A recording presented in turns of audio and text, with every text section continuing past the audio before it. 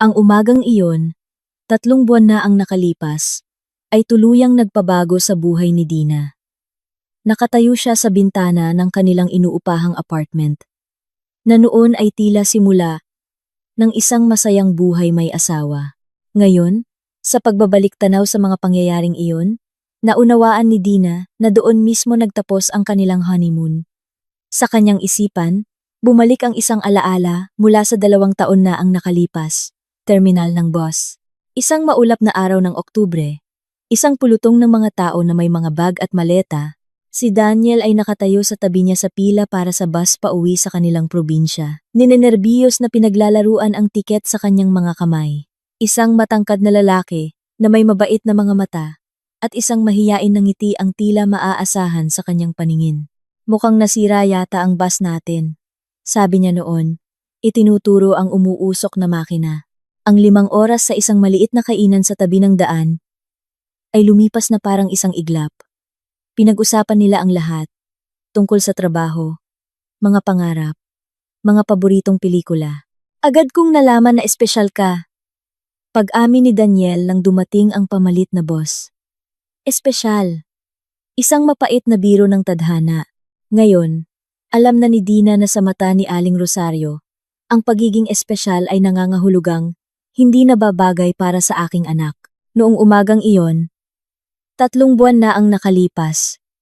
10 ng umaga, may kumatok sa pinto. Binuksan ito ni Daniel at pumasok sa pasilyo ang kanyang ina. Sinuri ni Aling Rosario ang apartment ng tingin ng isang may-ari na parang ini-inspeksyon ang teritoryo. Daniel, anak ko, sabi niya. Niyayakap ang kanyang anak. Nagpasya akong bisitahin kayong mga bagong kasal. Napansin ni Dina kung paano idiniin ng kanyang biyenan ang salitang anak ko, habang bahagya lamang siyang tinanguan. Tuloy po kayo sa kusina, tita. Alok ni Dina. Sinisikap na manatiling magalang. Katatapos ko lang magluto ng sinigang para sa tanghalian. Sinigang? Itinaas ni Aling Rosario ang isang kilay na may bahagyang ngiti. Interesante. Tingnan natin ang galing mo sa pagluluto, mahal. Sa kusina, tahimik na pinanood ng biyenan ang bawat galaw ni Dina. Naghahain ng pagkain sa mesa ang dalaga. Ramdam ang matalas na titig sa kanya. Medyo kulang sa sampalok.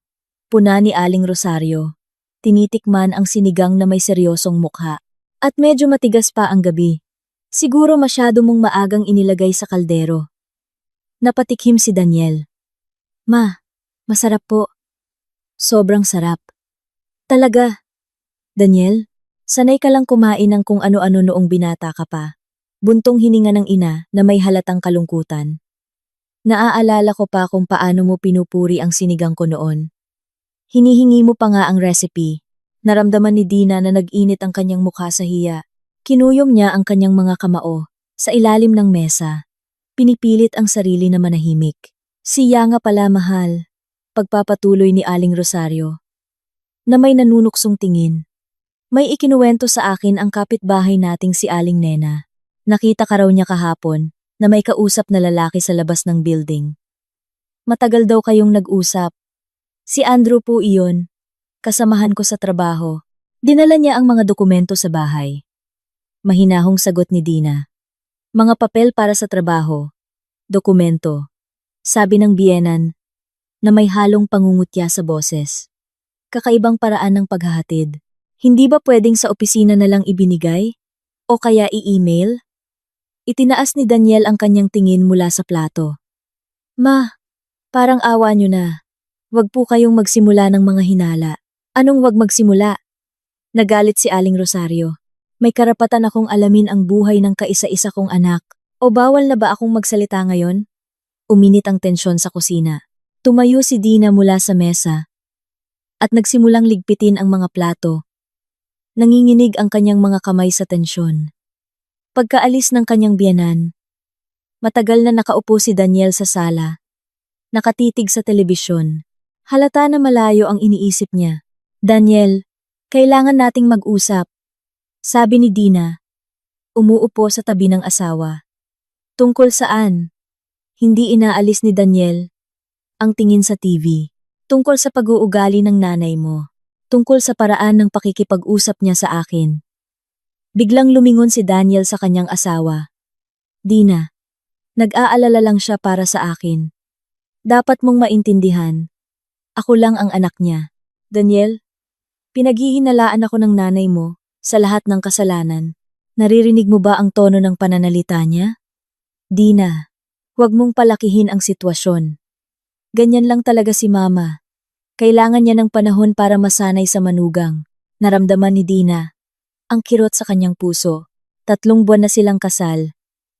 Ngunit patuloy pa ring pinagtatanggol ng kanyang asawa ang ina nito sa halip na siya. Ng hapon, nakaupo si Dina sa opisina ng isang kumpanya kasama ang kaibigang si Lina. Nagtatanghalian sila sa isang maliit na kainan, malapit sa kanilang trabaho. Makinig ka! Ibinaba ni Lina ang kanyang tinidor. Seryoso ka bang naniniwala na aksidente lang ang mga patutsada ng biyenan mo? Hindi ko na alam kung ano ang iisipin. Pag-amin ni Dina. Baka sanay lang siyang kontrolin si Daniel? Dina, gumising ka. Umiling si Lina. Sinadya niyang sinusubukan ka. Minamarkahan ang teritoryo niya na parang aso. Lina, wag mo namang ikumpara. At bakit hindi? Lumapit ang kaibigan. Pinagdaanan ko na yan sa unang asawa ko. Ang nanay niya. Kunwari, maalaga rin. Sa tingin mo ba nagkataon lang na ngayon siya nagsimulang mang-atake? Kung kailan kayo nagsisimula palang mag-adjust? Napaisip si Dina. Totoo nga, sa mga unang buwan pagkatapos ng kasal, nanatiling tahimik si Aling Rosario. Formal ang pakikitungo. At ano ang ginawa mo? Naglagay ako ng malinaw na hangganan, sagot ni Lina. Sinabi ko sa asawa ko, pumili ka, ako, o siya. Kung hindi, aalis ako. At sino ang pinili ng asawa mo? Mapait na ngumiti si Lina. Si mamita niya. Kaya kami naghiwalay pagkatapos ng 1 taon. 7 ng gabi, umuwi si Daniel. Ang kanyang mukha ay seryoso at determinado. Dina, inalok ako ng trabaho ngayon. Anunsyo niya habang hinuhubad ang kanyang jacket. Rotational.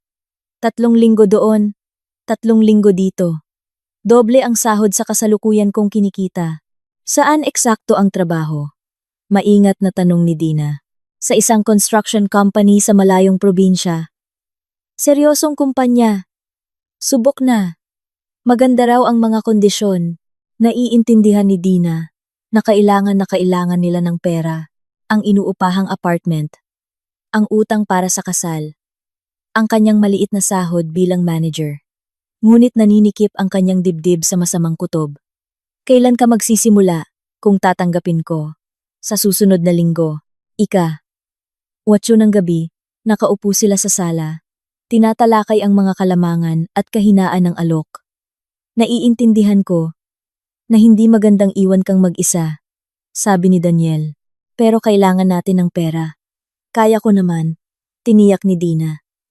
Trabaho ay trabaho. Ang totoo, si Mama ang nag-aalala tungkol dito. Ang nanay mo? Nag-alala si Dina. Nakausap mo na siya? Tumawag ako kanina. Ayon sa kanya, mapanganib daw iwan ang isang batang asawa na mag-isa. Mapanganib? Sa anong paraan? Umiwas ng tingin si Daniel.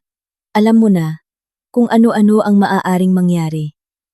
Sakit, mga problema, naintindihan ni Dina. Hindi sakit ang pinag-uusapan. Naitanim na ni Aling Rosario sa isip ng kanyang anak ang ibang mga ideya. 9:30 ng gabi. Nag-away sila, malala at masakit. Ayaw sa akin ng nanay mo, sigaw ni Dina. At kitang-kita mo yun. Huwag mo akong sigawan. Sumigaw din si Daniel. Hindi kanya kinamumuhian. Sinusubukan ka lang niya. Sinusubukan? Para saan? Para malaman kung karapat-dapat akong maging asawa mo. Ang mga salita ay nanatili sa hangin. Parang isang sampal. Naramdaman ni Dina ang pag-agos ng luha sa kanyang mga mata. Ibig sabihin, nagdududa ka rin sa akin. Natigilan si Daniel ng ilang segundo. Hindi yon ang ibig kong sabihin. Eksakto. Yon ang sinabi mo. Tumalikod si Dina at pumasok sa kwarto. Congratulations, Daniel. Nakuha na ng mamita mo ang gusto niya. Ika, 10 ng gabi, lumabas si Daniel sa balkonahe, dala ang kanyang cellphone. Nakita ni Dina sa salamin kung paano siya ninenerbiyos na naglalakad habang may kausap. Hello ma. Oo, napagdesisyonan ko na. Oo, naiintindihan ko na iiwan ko siya. Oo, sang-ayon ako. Ang usapan ay tumagal ng mga 20 minuto. Si Daniel ay tumatango. Pagkatapos ay umiiling. Halatang nakikinig sa mahabang sermon ng kanyang ina. Nang bumalik ang asawa sa loob, ang mukha niya ay madilim at puno ng pagsisisi. Anong sabi ni Mama? Mahinang tanong ni Dina. Nag-atubili si Daniel. Naghahanap ng mga salita na ngayon daw, malalaman natin kung anong klase kang asawa talaga. Ang mga salitang iyon ni Aling Rosario ay parang isang hatol. Naintindihan ni Dina. Nagsisimula pa lang ang pagsubok. Kinabukasan, habang hinahatid si Daniel sa trabaho, napansin niya sa bintana sa tapat ang isang pamilyar na anino. Nakatayo si Aling Rosario sa likod ng kurtina at pinagmamasdan ang kanilang bahay. Sadya ang kumaway si Dina sa kanyang biyenan. Umatras ito mula sa bintana. Ngunit malinaw na nagsimula na ang pagmamanman.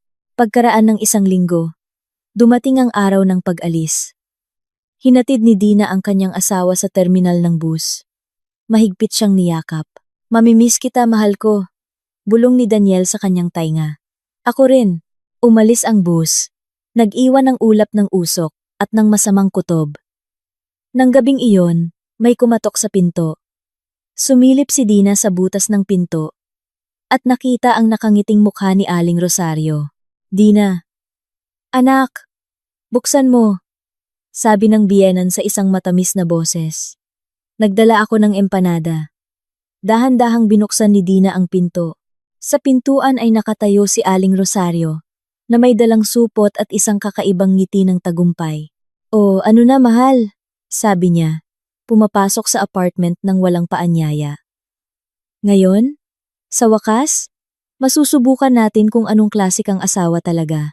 Ang unang araw na wala si Daniel ay nagsimula ng 7 ng umaga sa terminal ng bus. Mahigpit na niyakap ni Dina ang kanyang asawa. Nilalanghap ang pamilyar na amoy ng kanyang pabango. Mabilis lang lilipas ang 3 linggo. Bulong ni Daniel sa kanyang tainga. Tatawag ako araw-araw. Mag-ingat ka doon. Sagot ni Dina. Sinusubukang itago ang kanyang pagkabalisa. Dinala ng bus si Daniel sa hindi tiyak na lugar. Naiwan si Dina sa platform. Pakiramdam na iniwan. Nagsimulang mamuo ang luha sa kanyang mga mata. Ang unang paghihiwalay ay tila walang katapusan. Sa 2 araw, doong ng hapon, narinig ni Dina ang pamilyar na katok sa pinto. Sa butas ng pinto, nakita niya ang nakangiting mukha ni Aling Rosario.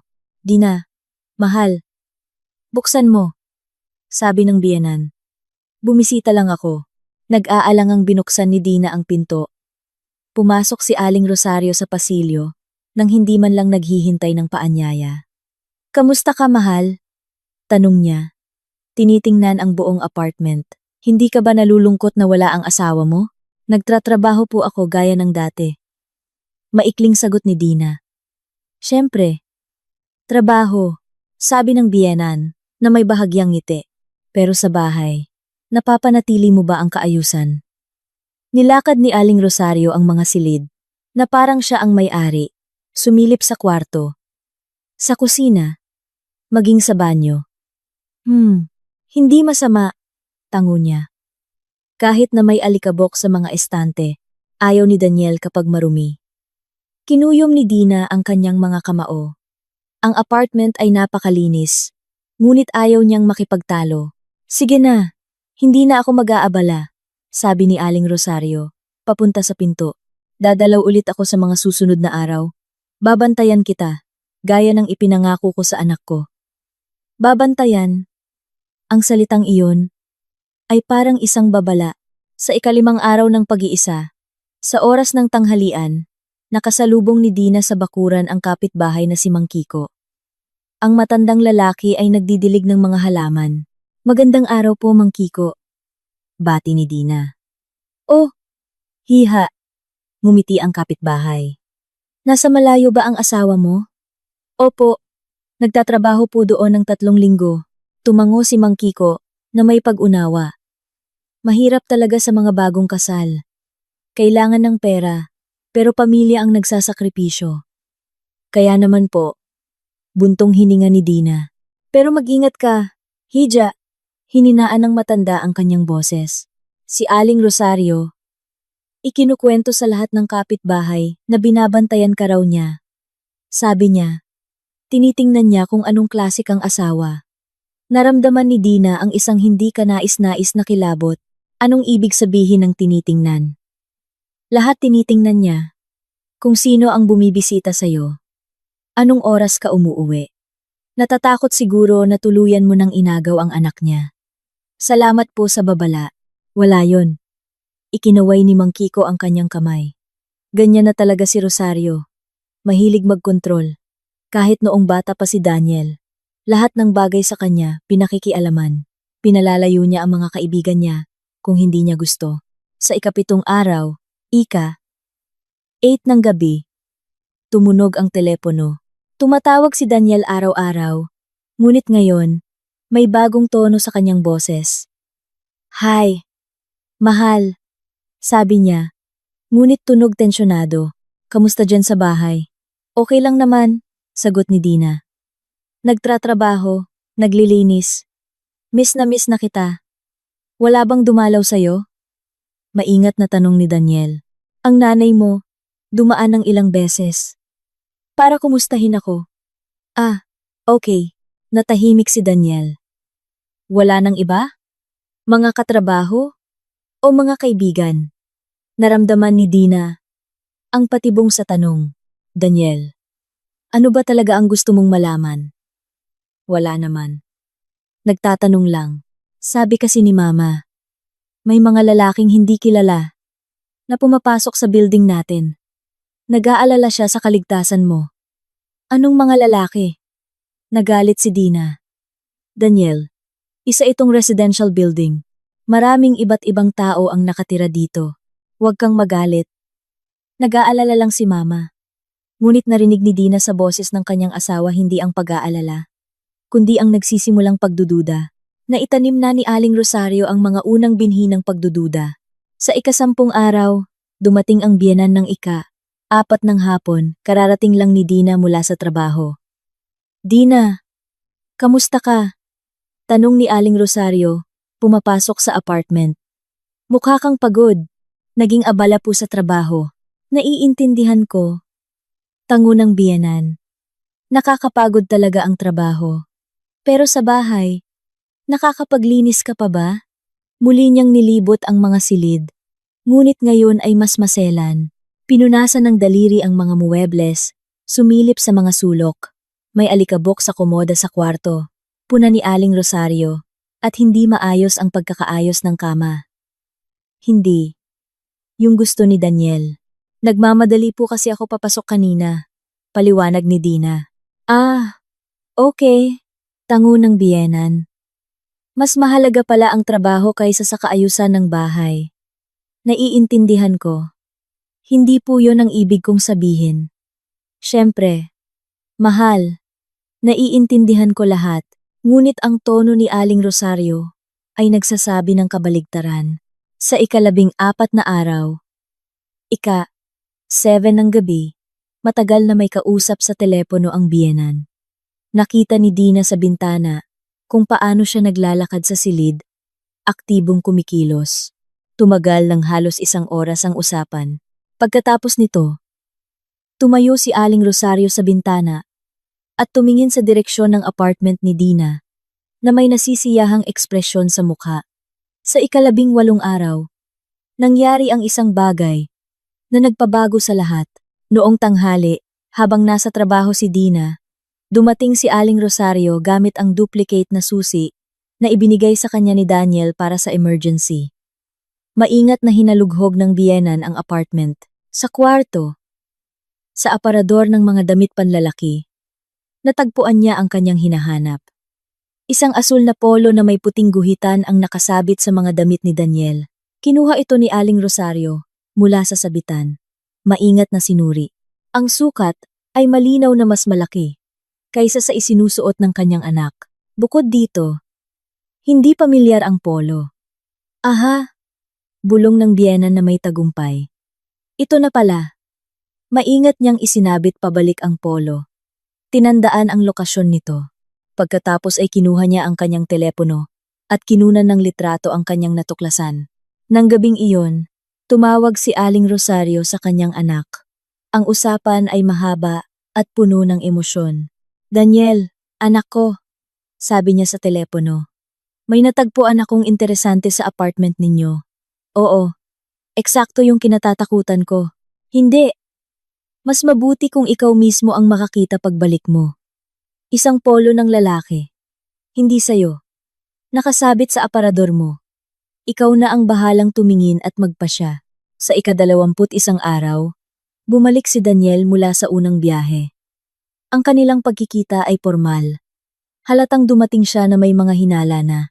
Kamusta? Tanong niya. Tuyong humalik sa pisngi ni Dina. Miss na miss kita. Sagot niya. Ngunit naramdaman ang kanyang pagdistansya. Ipakita mo sa akin kung anong itsura ng apartment natin. Anong ipapakita? Nagulat si Dina. Wala lang. Titingnan ko lang kung maayos ang lahat. Lumakad si Daniel sa mga silid na parang isang inspektor. Sa kwarto, binuksan niya ang aparador ng damit panlalaki at sinimulang suriin ang mga polo. Daniel, anong hinahanap mo? Tanong ni Dina. Tinitingnan ko lang ang mga damit ko. Nakita niya ang asul na polo na may guhitan. Kinuha mula sa sabitan. Anong polo to? Tanong ni Daniel. Ipinapakita ang natuklasan. Tiningnan ito ni Dina. Polo mo yan. Bakit? Polo ko. Maingat na sinuri ni Daniel ang damit. Kakaiba.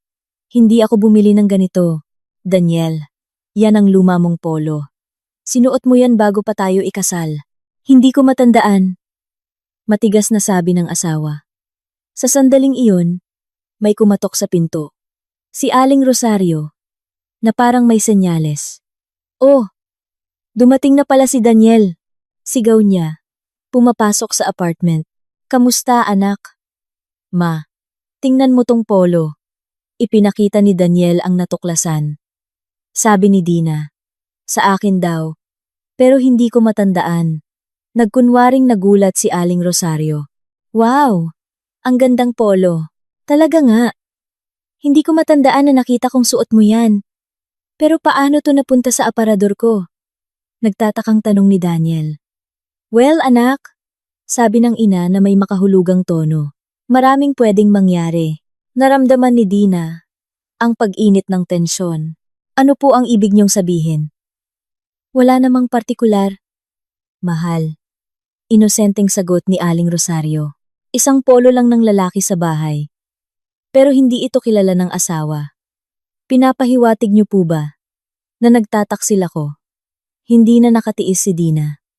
Dina? Ano ka ba? Pumalakpak ang biyenan. Sino ang nagsasabi ng pagtataksil? Ikaw mismo ang nagsasabi ng mga salitang yan. Malungkot na tumahimik si Daniel. Tinitingnan ang polo. Daniel, sabihin mo ng diretso, hindi ka ba nagtitiwala sa akin? Direktang tanong ni Dina.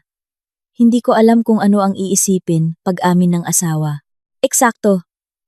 Tango ni Aling Rosario. Kailangan nating alamin lahat ng mahinahon. Pagkaalis ng biyenan, matagal na nakaupo sina Daniel at Dina sa sala, umiiwas sa usapan. Hindi ako nagtataksil sa'yo. Mahinang sabi ni Dina. Gusto kong maniwala. Sagot ni Daniel. Ngunit may pagdududa sa kanyang boses. Gusto mo lang? May kirot na tanong ng asawa. Dina, pagod ako. Bukas na lang tayo mag-usap. Kinagabihan, nakahiga si Dina sa tabi ng asawa. Ramdam ang pader ng kawalan ng tiwala na namagitan sa kanila. Nakamit ni Aling Rosario ang kanyang gusto. Naitanim ang mga unang seryosong pagdududa. Kinaumagahan, naghahanda si Daniel para sa ikalawang biyahe. Ang kanilang paalam ay malamig. Tumawag ka pagdating mo. Pakiusap ni Dina. Sige. Daniel, pag-isipan mo ang pinag-usapan natin. Pakiusap. Pag-iisipan ko. Tango niya, ngunit ang kanyang tingin ay nanatiling malayo. Dinala ng bus ang asawa. Sa ikalawang biyahe, nakatayo si Dina sa terminal. Alam na ang kanilang relasyon ay may lamat na. Marahil ay hindi na maaayos. Kinagabihan, tumunog ang telepono sa bahay. Tumatawag si Aling Rosario. Dina, mahal, sabi ng pamilyar na boses. Nakarating ba ng maayos si Daniel? Nakarating na. Tuyong sagot ni Dina. Mabuti naman. Alam mo, iniisip ko pa rin yung polo na yon. At ano po ang iniisip nyo? Maraming interesanteng bagay, makahulugang sabi ng biyenan. Marami. At siguradong ibabahagi ko ang mga iniisip ko sa anak ko, Aling Rosario. Kung may gusto po kayong sabihin, sabihin nyo ng diretsyo. Bakit magmadali? Tumawa ang biyenan. Ang katotohanan. Lilitaw din yan. Laging lumilitaw. Pinatay ang tawag. Naintindihan ni Dina simula pa lang ito. May hawak na sandata si Aling Rosario at siguradong gagamitin niya ito. Sa bintana sa tapat, may ilaw. Ang anino ng biyenan ay gumagalaw sa silid. Halatang nasasabik. Nagsisimula ng gumana ang plano. Tumunog muli ang telepono. Ngayon, si Daniel naman ang tumatawag. Dina, iniisip ko pa rin yung polo na yon, sabi niya. Nang walang paunang salita. At ano ang iniisip mo? Hindi ko alam. Tama si Mama. Hindi talaga ako bumili ng ganyan. Daniel, baka nakalimutan mo lang? Hindi. Tandang-tanda ko lahat ng damit ko. Nanikip ang puso ni Dina. Ang kawalan ng tiwala ay nag-ugat na at nagsisimulang lumago. Mag-uusap tayo pagbalik ko, sabi ni Daniel at pinatay ang tawag. Nakaupo si Dina sa walang laman na apartment. Alam na ang susunod na 3 linggo ay magiging isang pagsubok sa katatagan. Hindi titigil si Aling Rosario. At bukas, siguradong darating muli ang biyenan. May mga bagong tanong at mga bagong hinala. Nagsimula na ang laro ng pagsira. Pagkaalis ni Daniel para sa ikalawang biyahe, lumipas ang 1 linggo ng tensyonadong katahimikan. Nagtrabaho si Dina. Sinubukang huwag isipin ang mga hinala ng asawa, ngunit sa kaibuturan ng kanyang puso, alam niyang hindi titigil si Aling Rosario. Noong Sabado ng umaga, habang si Dina ay namimili ng pagkain sa palengke, nangyari ang isang bagay na nagbigay sa kanyang biyenan ng mga bagong alas. Malapit sa mga gulayan, tinawag si Dina ng isang pamilyar na boses. Dina, kamusta? Lumingon siya at nakita ang katrabahong si Andrew mula sa kabilang departamento. Ang binata ay may bitbit na mabibigat na bayong. Hi, Andrew. Ngumiti si Dina. Namamalengke ka rin pala. Oo, inutusan ako ni Mama. Ikaw, mag-isa ka lang? Hindi ka tinutulungan ng asawa mo? Nasa probinsya si Daniel. Nagtatrabaho ng 3 linggo. Paliwanag ni Dina. Ganoon ba? Mahirap sigurong mag-isa kang nagbubuhat ng lahat. Kinakaya naman. Tinulungan ni Andrew si Dina na dalhin ang mga bayong hanggang sa sakayan ng bus. Nagkwentuhan sila tungkol sa trabaho, sa pagbabago ng palengke, at nagtawanan sa presyo ng mga gulay. Salamat sa tulong. Pasalamat ni Dina. Sumasakay sa bus. Walang anuman. Pakikamusta mo na lang ako sa asawa mo. Ang inosenteng pag-uusap na ito ay maingat na pinanood ni Aling Rosario mula sa isang sulok. Nalaman na lang ito ni Dina kinagabihan. Nakakuha pa pala ang biyenan ng ilang litrato gamit ang kanyang telepono. Ika, 3 ng hapon, dumating kay Dina si Maria, ang nakababatang kapatid ni Daniel. Ang dalaga ay mukhang balisa at pagod. Ate Dina, kailangan nating mag-usap. Sige. Gusto mo ng tsaa? Gusto ko. Matapang. Umupo sila sa kusina. Kinakabahan na pinaglalaruan ni Maria ang tasa. Naghahanap ng mga salita. Ate, ano ba talaga ang nangyayari sa inyo ni Mama? Direktang tanong niya. Anong ibig mong sabihin? Maingat na sagot ni Dina. Si Mama, buong araw tumatawag. Nagkukwento ng mga walang katuturang bagay. Sabi niya. Nakita ka raw niya na may kasamang lalaki sa palengke. Pinapakita pa niya. Yung mga litrato. Naramdaman ni Dina na nawalan ng kulay ang kanyang mukha. Anong mga litrato? Yung ikaw at isang lalaki na nag-uusap. Nagtatawanan, sabi ni Mama. Naglalambingan daw kayo. Maria, si Andrew yon. Katrabaho ko. Galit na sabi ni Dina. Tinulungan niya lang akong magbuhat ng mga pinamili. Nag-usap lang kami. Ganoon na nga ang hinala ko. Tango ni Maria, na may ginhawa, pero pinalalabas ni Mama, na naghahalikan, at nagyayakapan kayo. Diyos ko, ano pa ang sinasabi niya? Malalim na bumuntong hininga si Maria. Ate Dina, maghanda ka sa pinakamasama, si Mama. Gumagawa ng isang totoong dossier tungkol sa'yo. Sinusulat niya kung anong oras ka umaalis ng bahay, kailan ka bumabalik. Mayroon siyang isang buong notebook ng mga obserbasyon. Nagbibiro ka ba? Hindi ako nagbibiro. Nakita ko mismo, may mga sulat doon tulad ng Lunes. Umalis ng 8:15 ng umaga. Bumalik ng 6:04 ng gabi. May ilaw sa bintana. Hanggang hating gabi. Sino ang kausap? Naramdaman ni Dina na nasusuka siya. Maria, hindi yan normal. Siyempre hindi normal. Sumabog si Maria, pero subukan mong ipaliwanag yan sa kanya. Tumawag na siya kay Kuya Daniel. Ikinuwento ang date mo raw sa palengke. At si Daniel? Hindi ko sigurado. Pero naging malungkot siya. At mapaghinala. Tumatawag siya kay Mama araw-araw. Nagtatanong tungkol sa'yo. At si Mama naman, kung ano-anong kwento ang sinasabi sa kanya. Anong mga kwento? Na hindi mo raw siya mahal? Na nagpakasal ka lang para sa pera? O para magkaroon ng matitirhan? Na ngayon, habang nasa malayo siya, nagpapakasaya ka sa ibang lalaki. Mapait na tumawa si Dina. At naniniwala si Daniel sa kanya? Natatakot ako na oo. Si Mama, napakagaling magsinungaling. Lagi niyang kayang manipulahin si Kuya. Maria, sabihin mo ng diretso. Sa tingin mo ba masama akong asawa? Umiling si Maria. Ate Dina, normal ka lang. Si Mama lang ang hindi makapagpalaya kay Kuya. Buong buhay niya. Para sa kanya lang. At ngayon, takot na takot siyang maiwan mag-isa. Pero hindi yun tama. Malaki na siyang tao. Siyempre hindi tama. Pero subukan mong ipaliwanag yan sa kanya. Para sa kanya, si Kuya ay isang maliit na bata pa rin na kailangang protektahan mula sa masasamang babae. Nang gabing iyon, tumawag si Daniel. Ang kanyang boses ay mas malamig pa sa yelo. Dina, may ikinuwento sa akin si Mama na napaka-interesante. Simula niya nang walang anumang pagbati. Anong kwento? Tanong ni Dina. Kahit nahuhulaan na niya, tungkol sa pagkikita mo sa isang lalaki sa palengke. Isang napakagandang pagkikita. Daniel, si Andrew yon, katrabaho ko.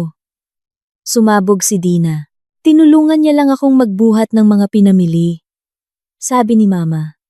Napakasaya raw ng usapan ninyo. Nagtatawanan, nagyayakapan, nagpapakyut sa isa't isa. Hindi kami nagyayakapan. Sigaw ni Dina. Daniel, nababaliw ka na ba? Huwag mo akong sigawan. Sigaw ni Daniel pabalik. Nagtatanong lang ako ng normal na tanong. Normal? Inaakusahan mo ako ng pagtataksil dahil lang sa isang normal na pag-uusap sa katrabaho. Ano ang iisipin ko?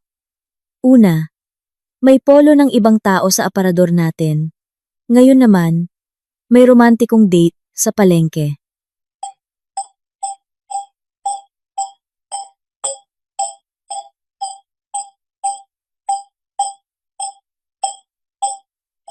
Date? Hindi makapaniwala si Dina sa narinig. Daniel, kilala mo ba ako? Akala ko kilala kita. Pero mukhang hindi pala. Daniel, may mga litrato ba si Mama ng date na yon? Meron. At nagsasalita sila para sa kanilang sarili. Ipakita mo sa akin ang mga litratong yan pagbalik mo. Ipapakita ko. At saka tayo mag-uusap ng seryoso. Natapos ang tawag. Si Daniel ang unang nagbaba. Nakaupo si Dina sa walang laman na apartment at umiiyak sa kawalan ng magawa. 3 buwan na ang nakalipas. Sila ay isang masayang mag-asawa. Ngayon, hindi na naniniwala sa kanya ang asawa niya. Buong gabi siyang hindi natulog. Pinag-iisipan ang sitwasyon. Baka tama si Lina. Baka dapat niyang subukang makipag-usap kay Aling Rosario. Ipaliwanag na walang may balak agawin ng anak niya. Ngunit kinaumagahan, nang maalala ang dosye at mga litrato, naintindihan ni Dina na walang saysay ang pakikipag-usap. Si Aling Rosario ay naglulunsad ng isang tunay na digmaan para wasakin sila. Noong Lunes ng umaga, pumasok siya sa trabaho na may matatag na desisyon. Sa tanghalian, ikinuwento niya lahat sa kaibigang si Lina. Makinig ka, hindi mo ba naisip na kausapin na lang siya? Mungkahi ni Lina. Para magkalinawan na kayo. Lina, gumawa siya ng dossier tungkol sa akin. Kinukunan niya ako ng litrato. Lampas na yan sa normal. Kung ganoon, kailangan mong kumilos ng matigas. Sang-ayon ni Lina. Ipaliwanag mo sa kanya ang mga hangganan. Sa tingin mo, makakatulong? Subukan natin. Kung hindi, lalo lang siyang aabuso. Nang gabing iyon, naglakas loob si Dina at pumunta sa biyanan. Binuksan ni Aling Rosario ang pinto na may gulat na itsura. Dina, anong nangyari mahal? Aling Rosario, kailangan po nating mag-usap ng seryoso. Sige, tuloy ka. Umupo sila sa sala. Sa mga dingding, nakasabit ang 12 ng litrato ni Daniel sa iba't ibang edad, mula sanggol hanggang sa pagiging lalaki. Napansin ni Dina sa mesa ang isang bukas na notebook na may mga sulat. Alam ko po na sinusubaybayan ninyo ako, direktang sabi ni Dina, at nagsusulat kayo ng mga tala. Anong ibig mong sabihin? Mahal? Nagkunwaring nagulat si Aling Rosario. Sinasadya niyo pong maghanap ng mga dahilan para siraan ako kay Daniel. Kinukunan niyo ako ng litrato nang walang pahintulot. Dina, nag-aalala lang ako sa anak ko. Hindi. Matigas na putol ni Dina. Sinasadya niyong sirain ang aming pagsasama. Nag-iimbento ng mga bagay na wala naman. Nagbago ang mukha ni Aling Rosario. Ang maskara ng isang maalagang biyanan ay agad na natanggal. Malamig na tanong niya. Sa tingin mo, hindi ko nakikita kung paano mo siya tratuhin. Paano ko siya tratuhin? Walang pakialam. Nagpakasal ka. Nakuha mo ang gusto mo. At ngayon, nasa malayo ang asawa mo. Malaya ka. Pwede mong gawin ang gusto mo. Nababaliw na po ba kayo? Baliw pala ako, tumayo si Aling Rosario at lumapit sa mesa. Sino ngayon ang nakikipagyakapan sa mga lalaki sa palengke? Kinuha niya ang kanyang telepono, tiningnan ang mga litrato, at ipinakita kay Dina ang screen. Heto, tingnan mo. Mayabang na sabi ng biyanan. Sa litrato, si Dina ay talagang kausap si Andrew. Ang kuha ay ginawa sa sandaling tinutulungan siya ng katrabaho sa mga bayong. At mula sa anggulong iyon, maaari itong magmukhang malapit na kontak. Katrabaho ko po yan. Galit na sabi ni Dina. Tinulungan niya lang akong magbuhat ng mga pinamili. Heto pa ang isa. Nag-scroll si Aling Rosario. Ang saya niyong magkasama. Parang magkasintahan. Pinag-uusapan po namin ang presyo ng kamatis. Siyempre. Tungkol sa kamatis, ngumisi ang biyanan. At ang anak ko, mas kilala ko siya kaysa sayo. At ang mga damit niya rin. Ang pulong yun, siguradong hindi sa kanya. Polo po yun ni Daniel. Tingnan natin kung ano ang sasabihin niya. Kapag ipinakita ko sa kanya lahat ng mga litratong ito, naintindihan ni Dina na walang saysay ang usapan. Hindi makikinig si Aling Rosario sa anumang paliwanag. Sige po, sabi niya. Tumatayo. Kung ganoon, hinihiling ko na wag na po kayong pumunta sa apartment namin nang walang paanyaya. Ano? Nagulat ang biyenan. Narinig niyo po ako. Pinagbabawalan ko kayong pumasok sa aming bahay. Wala kang karapatang pagbawalan ako. Sumigaw si Aling Rosario. Apartment yan ng anak ko. Apartment po naming mag-asawa. At bilang asawa, may karapatan akong magpasya kung sino ang papapasukin doon. Tingnan natin kung ano ang sasabihin ni Daniel. Sasabihin niya kung ano ang sasabihin niya. Matatag na sagot ni Dina. Pero hanggat asawa niya ako ang magtatakda ng mga patakaran sa bahay. Naglakad siya papunta sa pinto. Sa pintuan, lumingon siya. At itigil niyo na po ang pagsubaybay sa akin. Nakakahiya po ito para sa ating dalawa. Sumara ang pinto. Naglakad si Dina pababa ng hagdanan. Ramdam ang mabilis na tibok ng kanyang puso. Nagdeklara siya ng bukas na hamon kay Aling Rosario. Ngayon, magsisimula na ang tunay na digmaan. Kinabukasan, 5 ng hapon, pumunta ang biyenan kay Dina. Ngunit hindi siya pinapasok. Dina, buksan mo agad! Utos ni Aling Rosario. Kailangan nating mag-usap ng seryoso.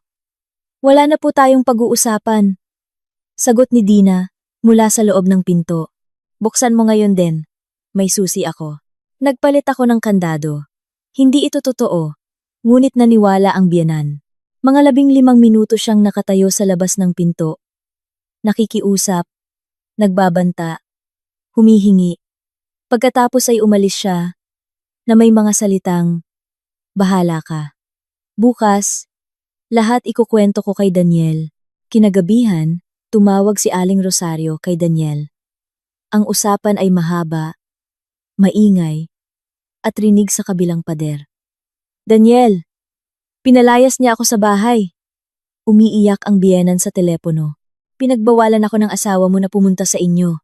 Minumura niya ako. Pinagbabantaan. Pagkaraan ng kalahating oras, tumunog ang telepono ni Dina. Nababaliw ka na ba? Sigaw ni Daniel, nang walang anumang pagbati. Paano mo nagawang pagbawalan si Mama na pumasok sa bahay ng sarili niyang anak?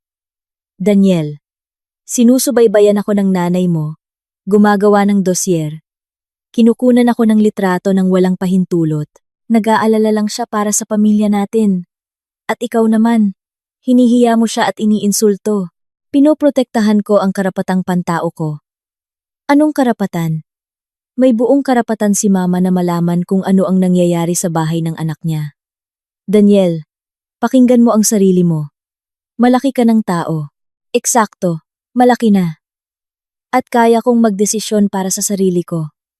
Humingi ka agad ng tawad kay Mama. Hinding-hindi ako hihingi ng tawad. Kung ganoon, huwag kang umasa ng pag-unawa at suporta mula sa akin. Naintindihan ni Dina na si Daniel ay tuluyan ng pumanig sa kanyang ina. Ang mga sumunod na araw ay lumipas sa isang tensyonadong malamig na digmaan. Hindi na pisikal na pumupunta si Aling Rosario, ngunit palaging nararamdaman ni Dina ang kanyang presensya. Nagsimulang magkwento ang mga kapitbahay ng mga kakaibang bagay. Tinanong niya ang kartero kung anong mga sulat ang dumarating sayo. Sabi ni Mang Kiko. Tinanong niya ang janitor kung dumami raw ba ang basura sa apartment mo. Basura? Hindi naintindihan ni Dina. Pinapahiwatig niya na kung may mga bisita kang lalaki, dapat mas marami ang basura. Mga bote, upos ng sigarilyo. Naintindihan ni Dina na si Aling Rosario ay nagsasagawa ng isang tunay na operasyong pang-espiya. 3 araw bago bumalik si Daniel, nangyari ang isang bagay na naging huling patak. Pauwi si Dina mula sa trabaho. Nang harangin siya sa bakuran ng kapitbahay na si Aling Nena. Dina, Hija, sabi niya na may maawaing itsura. Totoo bang aalis ka na sa asawa mo? Ano? Nagulat si Dina. Hindi makapaniwala sa narinig. Oo. Si Aling Rosario. Ikinukwento sa buong kapitbahayan. Sabi niya. Nag-iimpake ka na raw. Lilipat na sa kalaguyo mo. Anong kalaguyo? Yung nakikipagkita ka sa palengke. Pinapakita niya sa lahat ang mga litrato. Sabi niya, heto ang ebidensya ng pagtataksil. Naramdaman ni Dina ang kumukulong galit sa loob niya. Ipinapakita ni Aling Rosario ang mga litrato sa buong kapitbahayan. Aling Nena, hindi po yan totoo. Matatag na sabi niya. Siyempre, Hija, siyempre, tango ng kapitbahay. Pero bakit ganoon na lang kalungkot si Rosario? Iyak ng iyak. Sabi niya, Tuluyan na raw inagaw sa kanya ang anak niya. Ano pa po ang kinukwento niya? Na hindi mo raw mahal ang asawa mo. Na nagpakasal ka lang dahil sa apartment. At ngayon, plano mong sumama sa kalaguyo mo at iwan si Daniel. Kinagabihan, si Daniel mismo ang tumawag. Sabi ni Mama, naghahanda ka na raw umalis. Sabi niya nang walang anumang pagbati. Daniel, kasinungalingan yan. Nakita ka raw niyang nag-iimpake. Anong mga gamit? Tapat na hindi maintindihan ni Dina. Hindi ko alam, tanungin mo siya pagbalik ko. Daniel, ang nanay mo, nagkakalat ng tsismis sa buong kapitbahayan. Pinapakita sa mga kapitbahay ang mga litrato. Nag-iimbento ng mga kwento. Itigil mo na ang pag-insulto sa nanay ko. Hindi ko siya iniinsulto. Sinasabi ko ang totoo. Totoo? At totoo ba na pinalayas mo siya sa bahay? Oo. At hindi ko pinagsisisihan. Kung ganoon, wala na talaga tayong dapat pag-usapan. Naputol ang tawag. Naintindihan ni Dina na ang pagbabalik ng asawa ay magiging napakasakit. Kinabukasan, nakatanggap siya ng maikling mensahe mula kay Daniel. Babalik ako bukas ng gabi. Mag-uusap tayo ng seryoso tungkol sa lahat. Buong araw, na parang wala sa sarili si Dina. Sinusubukang isipin kung ano ang sasabihin sa asawa. Anong mga salita ang hahanapin para maniwala siya sa kanya, at hindi sa mga kasinungalingan ng ina. Kinagabihan, paulit-ulit na kumakatok si Aling Rosario sa pinto. Matagal, pilit. Dina, buksan mo. Bukas, darating si Daniel. Kailangan nating ayusin lahat. Hindi ko bubuksan. Kung ganoon, bukas, siya mismo ang magbubukas ng pinto na yan. At makikita mo kung sino ang pipiliin niya. Isang walang utang na loob na asawa o ang sarili niyang ina. Ang boses ng biyenan ay puno ng tagumpay at kumpiyansa. Bukas, ipapakita ko kay Daniel lahat ng litrato mo kasama ang mga lalaki pagpapatuloy niya mula sa labas. At makikita niya kung anong klase kang asawa. Lahat ng pagtataksil mo. Lahat ng kasinungalingan mo. Anong pagtataksil? Hindi na nakatiis si Dina. Makikita mo bukas. Mayroon akong isang buong folder ng ebidensya. Mga litrato, mga record ng usapan sa mga kapitbahay, mga testimonya. May sakit po kayo sa pag-iisip. Sakit? Tumawa si Aling Rosario. Isa lang akong mapagmahal na ina na pinoprotektahan ng anak ko mula sa isang mandaragit. Umalis siya. Malakas na tumutunog ang kanyang takong sa hagdanan. Nakaupo si Dina sa walang laman na apartment. Alam na bukas, lahat ay magkakaalaman na. Darating si Daniel, na puno ang isip ng mga kasinungalingan ng ina. Ang tiwala sa pagitan nila ay tuluyan ng nawasak. Sa bintana, maliwanag ang ilaw sa apartment ni Aling Rosario. Naglalakad ang biyenan sa silid. May kausap sa telepono. May isinusulat sa notebook. Nakita ni Dina kung paano niya inilalatag sa mesa ang mga papel at litrato. Naghahanda para sa huling laban. Humiga si Dina sa kama, ngunit hindi makatulog. Bukas, babalik si Daniel at hihingi ng paliwanag. At walang maipaliwanag. Maliban sa ang ina niya, ay sistematikong sinisira ang kanilang pamilya. Pero maniniwala ba siya dito? O pipiliin niya ang babaeng nagsilang sa kanya, nagpalaki, at nag-alay ng buong buhay para sa kanya? Tren ng madaling araw. Nakita ni Dina na may ilaw pa rin sa bintana ni Aling Rosario. Hindi natutulog ang biyenan. May inihahanda. Nagpaplano. Jaff. Ang bitag ay tuluyan ng sumasara. At naramdaman ni Dina na halos imposible nang makatakas dito. Kinaumagahan, haharap siya sa isang paglilitis. At ang hukom ay ang taong pinakamamahal niya sa lahat, ngunit hindi na nagtitiwala sa kanya. Patutunayan ko sa anak ko kung sino ka talaga. Ang mga salitang iyon ni Aling Rosario ay umalingaw-ngaw sa isip ni Dina buong gabing walang tulog. At ang pinakamasaklap, mayroon talagang ebidensya ang biyenan. Kahit na mali, kahit na baluktot, ngunit nakakumbinsi para sa isang mapagmahal na anak. Kinaumagahan ng araw na iyon, kung kailan dapat bumalik si Daniel mula sa ikatlong biyahe. Tumawag siya at malamig na sinabi, Diretso na ako sa isa pang biyahe. Walang pahinga. Paanong walang pahinga?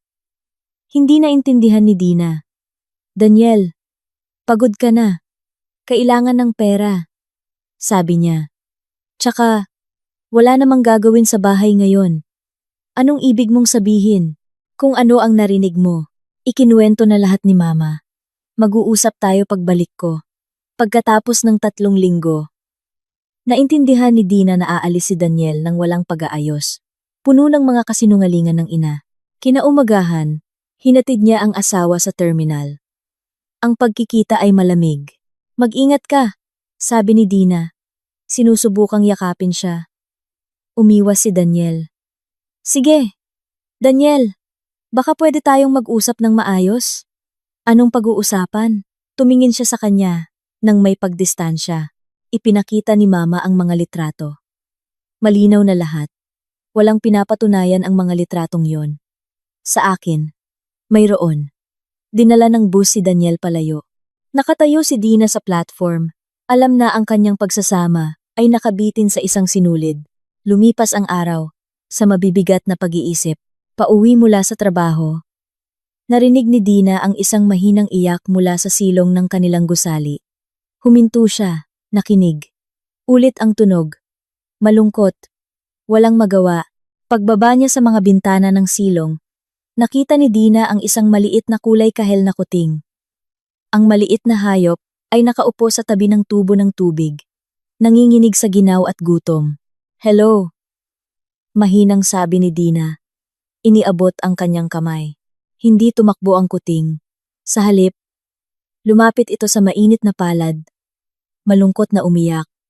Iniwan ka ba ng nanay mo? Tanong ni Dina. Maingat na kinukuha ang kuting. Ang kuting ay napakaliit, halatang bagong panganak. Ang kulay kahel nitong balahibo ay marumi. Ang mga mata ay may luha. Walang pag-aalinlangan. Dinala ni Dina ang kuting sa bahay. Sa banyo. Maingat niyang hinugasan ang kuting ng maligamgam na tubig. Binalot sa isang malambot na tuwalya. Anong ipapangalan ko sa'yo? Nag-iisip siya ng malakas. Ang kuting ay nagpur. Nagpapainit sa kanyang mga kamay. Ang kulay kahel nitong balahibo ay nagpaalala kay Dina sa isang pambatang cartoon. Ikaw si Oreng. Pagpapasya niya. Oreng, ang kulay kahel na kuting. Kinabukasan, dinala ni Dina ang kuting sa veterinaryo. Sinuri ng doktor ang kuting. Binigyan ng mga bakuna. Malusog na kuting. Sabi ng veterinaryo, mga 1.5 buwan na. Kailangan siyang pakainin ng madalas, bawat 3 oras. Mabubuhay po ba siya? Siyempre. Sa tamang pag-aalaga, walang magiging problema. Bumili si Dina ng pagkain, litter box, mga laruan. Sa unang pagkakataon sa mahabang panahon, naramdaman niya ang saya. Mayroong isang buhay na nilalang sa bahay na nangangailangan sa kanya. Sa oras ng tanghalian, ikinuwento niya kay Lina ang tungkol sa bagong kasama sa bahay. Dina, sinabi mo na ba kay Daniel ang tungkol sa kuting? Tanong ng kaibigan. Hindi pa. Galit pa siya. Dapat ko pa bang sabihin? Sa ganitong mood niya. Baka utusan niya akong itapon to. Hindi ko alam. Pag-amin ni Dina. Sa isang banda, masamang magtago. Sa kabilang banda, takot ako sa reaksyon niya.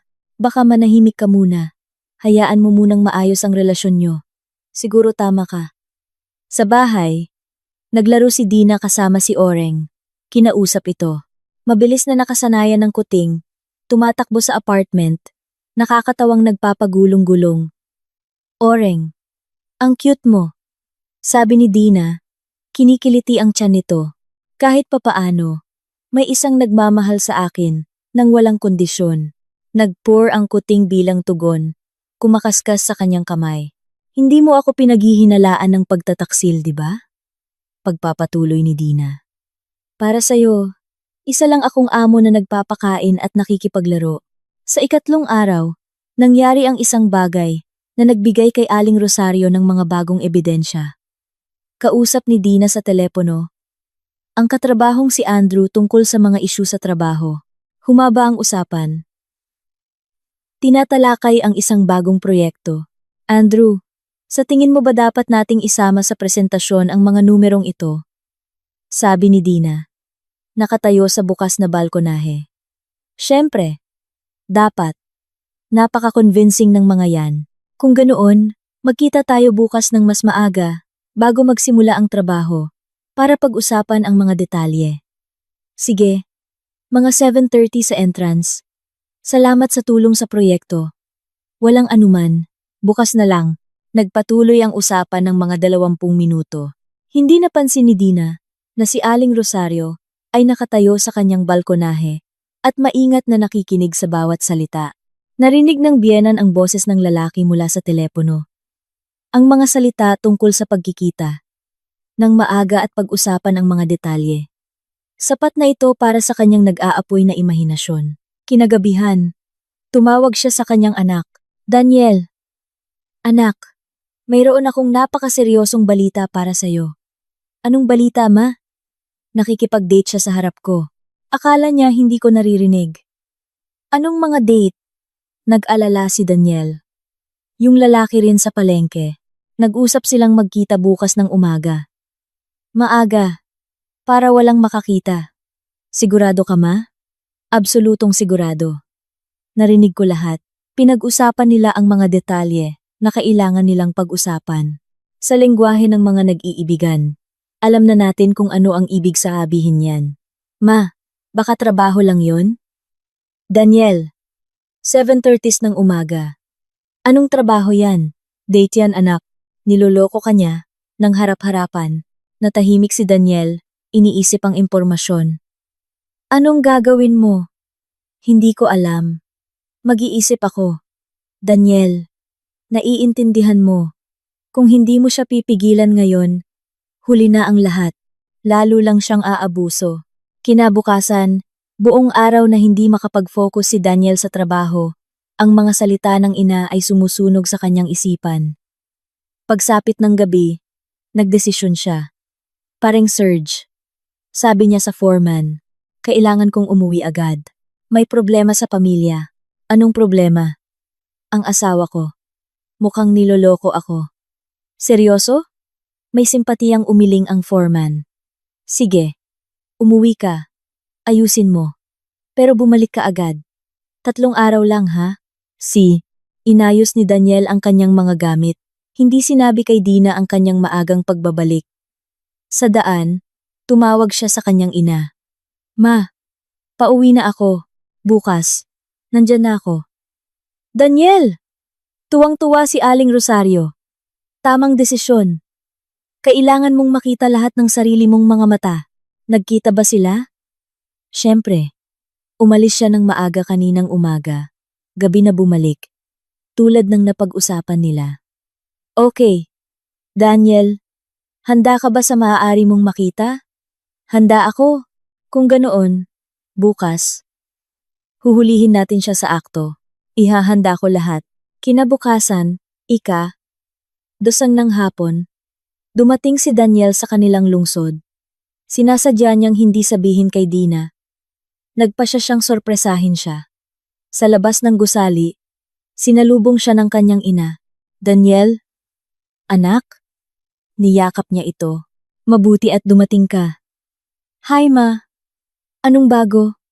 Anak, maghanda ka. Kaninang umaga, nakipag-date siya. Nakita ko silang nagkita sa labas ng opisina. Nakita ko mismo. Napaka-sweet nila. Inakbayan pa siya. Ito ay totoo. Talagang tinapik ni Andrew si Dina sa balikat nang pag-usapan nila ang matagumpay na presentasyon. At ngayon, nasa bahay siya. Nasa bahay? At hindi mag-isa. Paanong hindi mag-isa? Kalahating oras na ang nakalipas. May dumating sa kanya. Lalaki. Nakita ko ang anino sa bintana. Ito rin ay totoo.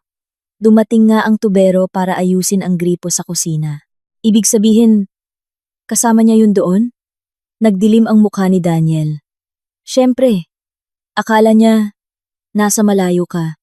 Pwede nang hindi magtago. Sige, tara. Daniel, handa ka na ba? Higit pa sa handa. Umakyat sila sa kanilang palapag. Sa pinto. Kinuha ni Daniel ang kanyang mga susi. Teka, bulong ng ina. Makinig ka muna. Idinikit nila ang kanilang mga tainga sa pinto. Mula sa loob ng apartment, mayroon talagang mga boses. Lalaki at babae. Ayan. Hindi na tumutulo. Sabi ng isang hindi kilalang boses ng lalaki. Salamat po. Sagot ni Dina. Magkano po? Wala yon. Magkapitbahay lang naman tayo. Naririnig mo? Bulong ni Aling Rosario. Sabi niya. Wala yon. Napaka-intimate. Tumango si Daniel. Ang interpretasyon ng kanyang ina ay tila lohikal. Papasok tayo ngayon at makikita natin lahat. Matatag na sabi niya. Ipinasok ni Daniel ang susi sa kandado. Ngunit ang pinto ay nakakandado mula sa loob gamit ang kadena. Nagkulong sila. May tuwang sabi ng ina. Ibig sabihin, may tinatago sila. Kumatok si Daniel sa pinto. Dina, buksan mo. Mula sa loob. May narinig na kaguluhan. Mabilis na mga yapak. Mga mahinang boses. Daniel! Gulat na sagot ni Dina. Anong ginagawa mo dito? Buksan mo ang pinto. Bilis! Sandali lang! Lumipas ang higit sa 1 minuto. Kinakabahan si Daniel. Anong ginagawa niya dyan? Bulong ni Aling Rosario. Siguro tinatago niya yung lalaki. Dina! Sigaw ni Daniel. Buksan mo agad! Papunta na! Sa wakas, bumukas ang pinto. Si Dina ay nakasuot ng pambahay. Daniel? Anong nangyari? Tanong niya. Bakit ka? Alam kong hindi ka mag-isa. Matigas na putol ni Daniel. Nangyel tamang pananda Daniel. Banang kampas tanan Daniel ta pananda Daniel tamang pananda Daniel. Umamin ka na. Nasaan siya? Sino? Nalilitong tanong ni Dina. Huwag kang magkunwari. Narinig namin ang mga boses. Pumasok si Daniel sa apartment. Sinimulang hanapin sa mga silid. Sa likod niya, may ngiti ng tagumpay. Pumasok si Aling Rosario. Saan mo tinago? Tanong ni Daniel. Sumisilip sa kwarto. Daniel, nababaliw ka na ba? Hindi maintindihan ni Dina. Sa aparador. Sa balkonahe. Pagpapatuloy ng asawa sa paghahanap. Sinuri niya lahat ng silid. Lahat ng sulok. Walang nakita. Kakaiba. Bulong niya. Pero sigurado kaming may boses ng lalaki. Daniel. Mahinang sabi ni Dina. Ang tinutukoy mo ba yung tubero? Anong tubero? Si Mang Cardo mula sa kabilang building. Inayos niya yung gripo. Kaaalis lang niya sa likod na pinto. Mayroong isang awkward na katahimikan. Tubero? Muling tanong ni Daniel. Oo. Tumutulo ang gripo ko sa kusina. Nakiusap akong tingnan niya. Pumunta si Daniel sa kusina. Totoo nga. Sa ilalim ng gripo ay may mga gamit. Amoy ng grasa. Pero sabi ni Mama. Nagsimula siya at tumahimik. Si Aling Rosario ay nakatayong maputla. Alam na nabigo siya. At kaninang umaga. Nasaan ka? Hindi sumusuko si Daniel. Sa trabaho. Mayroon kaming mahalagang presentasyon ng proyekto. Kanino? Sa mga katrabaho ko. Kasama si Andrew na ayaw mo. Okay. Malungkot na sabi ni Daniel. Sa sandaling iyon, mula sa ilalim ng sofa, lumabas ang isang kulay kahel na kuting, si Oreng. Takot sa ingay, at mga hindi kilalang boses, ay malungkot na umiyak, at tumakbo papunta kay Dina. At ano to? Tanong ni Daniel. Itinuturo ang kuting. Si Oreng, to. Nakita ko siya sa silong ilang araw na ang nakalipas. Kuting, sabi ni Daniel. Oo, kumaskas si Oreng sa binti ni Dina. Malakas na nagpor. Bakit hindi mo sinabi? Natakot ako. Galit na galit ka. Akala ko, ipapatapon mo siya. Tahimik na tiningnan ni Daniel ang kuting, na may tiwalang lumapit sa kanya at inamoy ang kanyang sapatos. Meow? Tanong ni Oreng. Na parang nakikipagkilala. Hi! Mahinang sabi ni Daniel. Unti-unti, nagsimulang malinawan sa kanya ang kabaliwan ng sitwasyon. Pumasok siya sa sarili niyang bahay. Inaakusahan ng asawa ng pagtataksil sa isang tubero. Ma, dahan-dahan siyang lumingon sa ina. Ipaliwanag mo sa akin kung ano ang nangyayari. Daniel, gusto lang kitang protektahan. Sa tubero. Hindi ko alam na tubero pala. At ano ang alam mo? Natahimik si Aling Rosario. Alam na wala ng palusot. Daniel, pumasok si Dina. Kailangan nating mag-usap ng seryoso. Tayong dalawa lang. Oo, sang-ayon niya. Ma, umuwi ka na. Pero anak, umuwi ka na. Mas matatag na sabi ni Daniel. Tahimik na umalis si Aling Rosario. Ang plano ay nabigo, ngunit hindi pa tuluyan. Ang mga binhi ng kawalan ng tiwala ay naitanim ng malalim. Si Daniel at Dina ay naiwang mag-isa kasama ang kuting, na inosenteng naglalaro, walang kamalay-malay sa drama ng pamilya. Dina, simula ni Daniel. Hindi ko alam kung anong sasabihin. Daniel, sinasadya ng nanay mo na sirain ang pagsasama natin, direktang sabi niya. At tinutulungan mo siya. Gusto ko lang makasiguro. Makasiguro saan? Na niloloko kita sa isang tubero? Natahimik si Daniel. Alam ang kabaliwan ng nangyari. Kailangan nating magpasya kung ano ang susunod na gagawin, sabi ni Dina.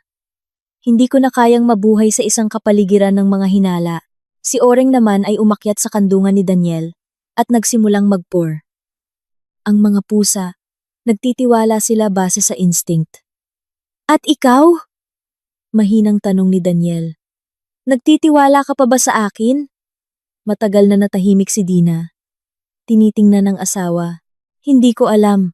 Tapat niyang sagot. Hindi ko alam. Pagkaalis ni Aling Rosario, bumalot sa apartment ang isang mabigat na katahimikan. Nakaupo si Daniel sa isang silya. Ang kuting na si Oreng ay nagpur sa kanyang kandungan. Si Dina ay nakatayo sa bintana.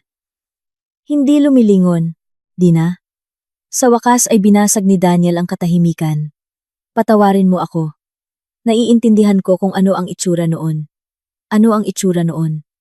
Dahan-dahan siyang lumingon. Daniel, pumasok ka sa sarili nating bahay. Inaakusahan ako ng pagtataksil sa isang tubero. Sinabi ni Mama na nakita niya. Ang nanay mo! Sumabog si Dina. Ang nanay mo na naman. Daniel, kailan mo ba maiintindihan? Sinisira niya tayo. Nag-aalala lang siya para sa akin. Nag-aalala. Mapait na tumawa si Dina. Sinasadya niyang subaybayan ako. Kinukunan ako ng litrato. Nag-iimbento ng mga kwento. Natahimik si Daniel. Hinahaplos ang kuting.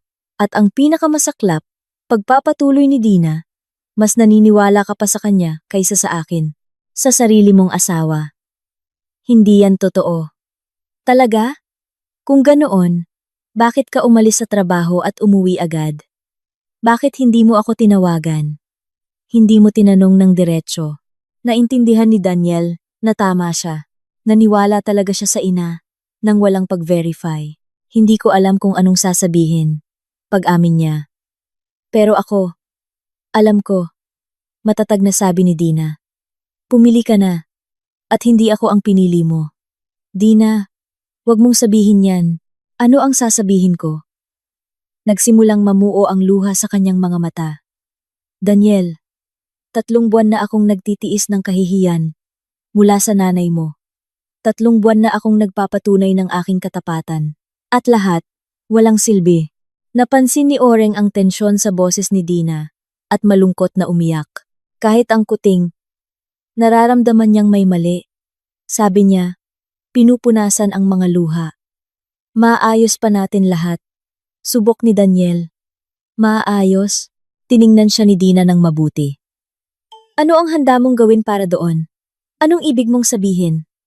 Maglagay ng mga hangganan sa nanay mo? Protektahan ang pamilya natin? Natahimik si Daniel. Mangkumpakasa na ang badamangsa na ang ala ng parangpora. Ito na ang sandali ng pagpili na kinatatakutan ni Dina. Daniel! Mahinang sabi niya. Sagutin mo ng tapat. Sino ang mas takot kang saktan? Ako o si Mama? Napakagandang tanong. At ang katahimikan mo ay sagot na. Naintindihan ni Daniel na nasa isang sulok siya.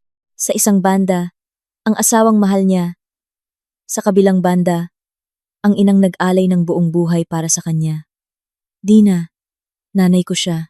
Nag-iisa. Hindi ko pwedeng talikuran na lang siya. Pero ang asawa mo, pwede? Magkaiba yon. Hindi. Daniel, iisa lang yun. Pumipili ka kung kanino ka bubuo ng buhay. May kumatok sa pinto. Si Daniel ang nagbukas. Sa pintuan, nakatayo si Aling Rosario, na may pulang mga mata dahil sa pag-iyak. Daniel, anak, umiyak siya. Patawarin mo ako. Nag-alala lang ako para sa'yo. Kaya, Ma, pasok ka, sabi ni Daniel. Daniel? Hindi. Matigas na sabi ni Dina. Ayokong makita siya. Gusto niyang humingi ng tawad. Hindi ko kailangan ng tawad niya. Pumasok si Aling Rosario sa pasilyo. Mahusay na nagkunwaring nagsisisi. Dina, mahal, naiintindihan ko na nagkamali ako. Nagkamali? Malamig na tiningnan siya ni Dina. Ilang buwan niyo akong nilalason. Sinusubaybayan. Nagkakalat ng tsismis. Natakot lang akong mawala ang anak ko at nagpa siya kayong agawin siya sa asawa niya? Dina, hindi ko sinasadya. Akala ko, hindi mo siya mahal talaga. Base sa anong mga palatandaan niyo yan nasabi? Natigilan si Aling Rosario. Walang mga palatandaan. Tanging mga takot lang ng isang ina. Ma, pumasok si Daniel. Baka pwede kayong mag-usap ni Dina ng mahinahon. Ayusin niyo ang mga bagay-bagay. Hindi, matigas na sabi ni Dina. Daniel, ang nanay mo, hindi siya gusto ng kapayapaan. Gusto niya ng tagumpay. Dina, ano bang sinasabi mo? Sabi ng biyenan. Gusto kong maging masaya kayo. Masaya, na magkahiwalay. Hindi, syempre, magkasama. Pero sa ilalim ng kontrol nyo, pagtatapos ni Dina, naintindihan ni Aling Rosario na hindi gagana ang simpleng paghingi ng tawad. Kailangang baguhin ang taktika. Sige, sabi niya, biglang tumayo ng tuwid. Mag-usap tayo ng diretso. Oo, ayokong ibahagi ang anak ko sa ibang babae. Oo, sa tingin ko, mas kilala ko siya kaysa sayo. At oo, lalaban ako para sa kanya. Ma, gulat na sabi ni Daniel. Anong ma? Lumingon sa kanya si Aling Rosario. Daniel, pinalaki kita mag-isa. Namatay ang papa mo noong 3 taong gulang ka. Buong buhay ko, ibinigay ko sa'yo. Naaalala ko yun. Kung ganoon, magpasya ka kung sino ang mas mahalaga sa'yo. Ang inang nagsakripisyo ng lahat para sa'yo, o ang babaeng nag-alaga pa ng kuting. Nang hindi ka tinatanong, naramdaman ni Dina na nawawalan na siya ng paninindigan. Lumipat na si Aling Rosario sa bukas na pag-atake. Daniel, sabi niya, ngayon, kailangan mong pumili. Kung hindi mo ipagtatanggol ang pagsasama natin, maghihiwalay tayo. Dina, huwag kang magbigay ng ultimatum. Hindi ito ultimatum. Ito ay katotohanan. Hindi ko na kayang mabuhay sa isang tatsulok. At hindi ko kayang iwan si Mama. Sumabog si Daniel. Ba, naiintindihan mo, hindi ko kaya. Ibig sabihin, iniiwan mo ang asawa mo. Mahinahong sabi ni Dina. Hindi yan patas. Hindi patas? Mapait na ngumiti si Dina. Daniel, 3 buwan na tayong kasal. At sa loob ng 3 buwan na yon, hindi ikaw ang kalaban ko, kundi ang nanay mo, para sa karapatang maging asawa mo. Dina, pumasok si Aling Rosario. Baka hindi ka pa handa sa buhay may asawa. Sa responsibilidad. Anong responsibilidad? Natanggapin ng pamilya ng asawa mo. Ang kanyang ina. Ang kanyang nakaraan. Handa akong tanggapin ng pamilya. Pero hindi ako handa na maging sobra sa pamilyang yon. Hindi ka sobra. Talaga? Sino ang nagdedesisyon sa pamilya natin? Sino ang tinatawagan ni Daniel araw-araw? Kanino siya humihingi ng payo? Natahimik si Aling Rosario. Malinaw ang sagot. Daniel. Lumingon si Dina sa asawa. Sabihin mo ng tapat. Sa tingin mo ba pantay kami? Ako. At ang nanay mo.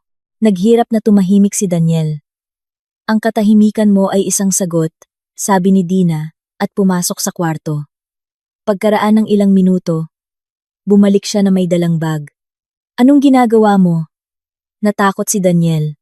Nag-iimpake. Titira muna ako kay Lina ng ilang araw. Mag-iisip. Dina, huwag kang umalis. Aayusin natin lahat. Daniel, hanggat hindi mo inaayos ang pangunahing tanong, wala tayong pag-uusapan. Anong tanong? Sino ang gusto mong kasama sa pagbuo ng pamilya? Ako o si Mama? Kinuha ni Dina si Oreng. Isasama ko ang kuting. Wala siyang kasalanan. Iwan mo siya. Pakiusap ni Daniel. Hayaan mo siyang maiwan. Para saan? Ayaw mo naman siyang alagaan. Gusto ko. Totoo. Tiningnan ni Dina si Daniel ng mabuti. Sa kanyang mga mata, may pakiusap. Kahit man lang may isang bagay na maiwan mula sa kanilang masayang araw. Sige, sabi niya. Maingat na inilapag ang kuting. Oreng, maiiwan ka kay Papa. Alagaan mo siya. Malungkot na umiyak ang kuting, na parang naiintindihan na may masamang nangyayari. Dina, huwag kang umalis. Muling pakiusap ni Daniel. Daniel, kapag naintindihan mo na kung ano ang mas mahalaga, tumawag ka. Pero alamin mo, ang susunod mong pagpili ay magiging pinal na. Naglakad si Dina. Papunta sa pinto. Sa pintuan. Lumingon siya kay Aling Rosario. Nakuha niyo na po ang gusto niyo. Congratulations. Sumara ang pinto. Sa apartment. Naiwan si Daniel. Ang kanyang ina. At ang kuting. Daniel, maingat na nagsimula si Aling Rosario. Babalik yon. Nagtatampo lang. Ma, anong ginawa mo? Mahinang tanong ng anak. Pinoprotektahan ko ang pamilya natin. Anong pamilya? Tumingin si Daniel sa ina. Sinira mo ang pamilya ko. Daniel, tayo ang pamilya. Lagi tayong magkasama. Noon. Pero ngayon. Gusto ko ng sarili kong pamilya. Pero ako ang nanay mo. At lagi kang magiging nanay ko. Pero hindi ang may-ari ng buhay ko. Kinuha ni Daniel ang kuting. Oreng, anong ginawa natin? Paano natin siya nasaktan? Nagpour ang kuting, ngunit may kalungkutan. Ma! Lumingon si Daniel sa ina. Umuwi ka na. Kailangan kong mag-isip. Pero, anak, umuwi ka na. Pakiusap. Naintindihan ni Aling Rosario na seryoso ang anak. Umalis siya. Ngunit sa kanyang isipan, mayroon ng bagong plano. Hindi pa tapos ang laban. Naiwan si Daniel na mag-isa kasama ang kuting. Ang apartment ay tila walang laman at dayuhan nang wala si Dina. Oreng, sabi niya, mukhang sinira ko lahat. Kumaskas ang kuting sa kanyang pisngi. Nagpurr. Miss mo na rin siya? Tanong ni Daniel. Malungkot na umiyak si Oreng. Na parang sumasagot ng oo. Kinagabihan, naglakad-lakad si Daniel sa apartment. Hindi mapakali. Naiintindihan niya. Tama si Dina. Ngunit ang pagtalikod sa ina ay tila isang pagtataksil. 10 tumunog ang telepono. Tumatawag si Dina. Kamusta? Mahinang tanong niya. Masama. Sobrang sama. At si Oreng. Miss na miss ka niya. Malungkot siyang umiiyak. Okay. Katahimikan. Dina, buong gabi akong nag-isip. At anong naging konklusyon mo? Hindi ko alam. Sa totoo lang, nahihirapan akong pumili sa inyo. Daniel, hindi tamang posisyon yan. Hindi ka pwedeng mahirapan sa pagpili. Sa pagitan ng asawa at ina, kailangan mong pumili ng prioridad. At kung hindi ko kayang pumili, ibig sabihin, nakapili ka na. Hindi pabor sa akin. Dina. Daniel, hindi ako maghihintay magpakailanman. Bigyan mo ako ng sagot sa loob ng 3 araw. Pinal na sagot. Sapat na yon para malaman kung ano ang gusto mo sa buhay. At kung ikaw ang pipiliin ko, anong mangyayari kay Mama? Daniel, malaki ng babae ang nanay mo. May sarili siyang buhay, mga interes. Nakalimutan niya lang yon, pero masasaktan siya. At ako, hindi ba ako nasasaktan? May hinanakit sa boses ni Dina. Daniel, asawa mo ako. O dapat sana. Sa papel, asawa mo ako. Pero sa katotohanan, karibal ako ng nanay mo para sa karapatang makasama ka. Naiintindihan ni Daniel ang katotohanan sa mga salitang iyon. 3 araw, ulit ni Dina. Pag-isipan mong mabuti. Pinatay ang tawag. Nakaupo si Daniel sa katahimikan. Alam na nasa harap niya ang pinakamahirap na desisyon sa kanyang buhay. Umakyat si Oreng sa kanyang kandungan at malungkot na umiyak. Alam ko, maliit. Hinaplos siya ni Daniel. Gusto ko ring bumalik na siya. Sa kabilang pader. Rinig ang paglalakad ng ina. Hindi rin siya natutulog, siguradong nag-iisip ng mga bagong plano. Naintindihan ni Daniel na ang digmaan sa pagitan ng dalawang pinakamahalagang babae sa kanyang buhay ay umabot na sa punto na wala nang balikan. At sa kanyang pagpili, nakasalalay kung sino ang mawawala sa kanya magpakailanman. 3 araw. 72 oras para sa isang desisyon na magtatakda ng kanyang buong hinaharap. Nagpur ang kuting. Nagpapainit sa kanyang dibdib. Ang nag-iisang buhay na nilalang sa bahay, na nagmamahal ng walang kondisyon at hindi humihiling na pumili sa pagitan ng sinuman. Hay, Oreng, buntong hininga ni Daniel. Ang swerte mo, sa mga kuting, simple lang ang lahat. Ang 3 araw ay lumipas ng napakabagal. Halos hindi natulog si Daniel. Hindi kumain. Nakaupo lang. At nag-iisip. Nagbago rin si Oreng. Naging matamlay ang kuting. Ayaw kumain. Malungkot na umiiyak. Hinahanap ang kanyang amo. Kinaumagahan ng 3 araw, nagising si Daniel sa katahimikan. Karaniwan, sa oras na ito, tumatakbo na si Oreng sa apartment. Naglalaro, humihingi ng almusal, ngunit ngayon, nakahiga ang kuting sa isang sulok ng sofa. Nakabaluktot. Oreng, anong nangyari sa'yo? Nag-alala si Daniel. Itinaas ng kuting ang kanyang ulo. Malungkot na umiyak, at muling isinubsob ang kanyang ilong sa mga paa. Kinuha niya ito. Mainit si Oreng, ngunit parang walang buhay. Nalulungkot ka ba? Dahil kay Dina? Mahinang tanong ni Daniel. Malungkot na tiningnan siya ng kuting ng malalaking mga mata. Ako rin, malit. Ako rin. Sa sandaling iyon, naintindihan ni Daniel ng may malinaw na kalinawan. Kahit ang kuting, naiintindihan na kapag wala si Dina, ang bahay ay nagiging isang walang laman na lugar. Ang apartment ay pareho pa rin, ngunit ang kaluluwa nito ay wala na. Oreng, sabi ni Daniel. Matatag na tumatayo. Tama ka. Tama na ang paghihirap. Alam ko na ang gagawin. Mahinang nagpour ang kuting, na parang sumasang-ayon. Naghilamos si Daniel, nagbihis, at nagtungo sa pinto. Oras na para kausapin ng ina. Binuksan ni Aling Rosario ang pinto na nakasuot ng roba na may mga matang luhaan.